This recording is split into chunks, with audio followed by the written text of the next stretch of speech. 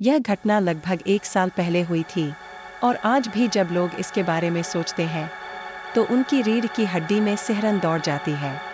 Ethan अपने final exams की तैयारी कर रहा था, लेकिन वह बिल्कुल तैयार नहीं था। तनाव इतना था कि सांस लेना मुश्किल लग रहा था।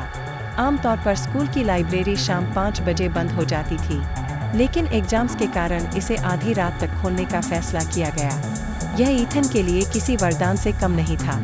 वह स्कूल के पास रहता था, इसलिए उसने घर पर पढ़ने की बजाय लाइब्रेरी की शांति में ही पढ़ाई करने का निश्चय किया। उस दिन शाम 6 बजे भारी बैकपैक लेकर ईथन अपने अपार्टमेंट से निकला। लाइब्रेरी असामान्य रूप से शांत थी, इतनी कि हर आवाज उसके कानों में गूंज रही थी। ईथन पढ़ाई में इतना डूबा हुआ था कि समय का पता ही नहीं चला। जब उसने घड़ी देखी तो रात के 10 बज चुके थे। 10 बजे। वह कभी भी लाइब्रेरी में इतना देर तक नहीं रुका था। आमतौर पर कुछ छात्र देर तक रुकते थे, लेकिन आज वहाँ सन्नाटा था। ईथन के पास सिर्फ कुछ पन्ने बचे थे। तभी उसने सुना, धीमी, जानबूझकर लंगड़ाने की आवाज़। उसका दिल जोर से धड़कने लगा। वह वहीं जम गया। किताबें कहीं दूर हल्की हिली और फिर एक मंद, दुखी आह गूंज उठी। उसने जल्दी से नोट्स बंद किए, खुद को मनाया कि यह सिर्फ उसका वहम है, लेकिन ऐसा लग रहा था जैसे कोई उसे देख रहा हो। ईथन लाइब्रेरी से बाहर लंबे और धुंधले कॉरिडोर में कदम रखा। यह वही गलियारा था जिसमें आम दिनों में छात्रों की आवाज़ें और कदमों की आहट गूंजती थी, लेकिन आज वह अजीब और डरावना लग रहा था। कॉरिडोर के बिल्कुल अंत में एक महिला खड़ी थी। ईथन ने उसे नहीं पहचाना। जैसे जैसे वह करीब गया, उसका डर और बढ़ गया। आकृति अजीब, मुड़ी तुड़ी और अस्वाभाविक लग रही थी।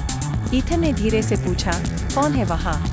एक पल में महिला गायब हो गई। ईथन ने हिम्मत जुटाई और आगे बढ़कर बाहर निकल गया।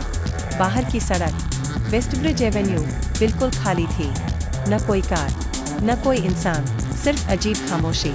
ईथन ने कदमों पर नजर रखते हुए आगे बढ़ना शुरू किया। तभी उसने देखा, एक छाया उसकी ओर बढ़ रही थी। उसने सिर उठाया। वह वही महिला थी, धीरे धीरे, लंगड़ाते हुए उसकी ओर बढ़ रही थी। उसके कपड़े फटे और गंदे थे, हाथ पैर अजीब कोनों में मुड़े हुए थे और बाल उलझे हुए थे। ईथन हिल नहीं पा रहा था। उसके मन ने भागने का आदेश दिया, लेकिन पैर जमे हुए थे। महिला ने रेंगती हुई आवाज में कहा, क्या तुमने उसे देखा? मेरी छोटी बच्ची। ईथन जवाब नहीं दे सका। वह डर से कांपते हुए दूर की ओर इशारा करता है। महिला उसी दिशा में चल दी, धीरे धीरे, फिर तेज, और अंधेरे में गायब हो गई। ईथन दौड़ा, किसी मदद की तलाश में। तभी पीछे से उसकी चीख गूंज उठी, वह यहाँ है, वह यहाँ है। अगली चीज जो उसे याद आई, वह पड़ोसी मिस्टर हॉलोवे के दरवाजे के बाहर बेहोश पड़ा होना था। उसका शरीर थका हुआ था, मन धुंधला, लेकिन डर अभी भी जिंदा था।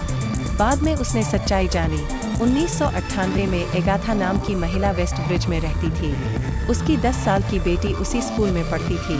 एक दिन खेलते समय उसकी बेटी का हादसा हुआ और वह मर गई। एगाथा अपने दुख को सह नहीं पाई और अचानक गायब हो गई। तब से लोग कहते हैं कि उसकी आत्मा अब भी एडन हिल स्कूल और आसपास की सड़कों पर घूमती है। वह लंगड़ाती हुई, मुड़ी तुड़ी आकृति में अपनी खोई हुई बेटी को ढूंढती रहती है।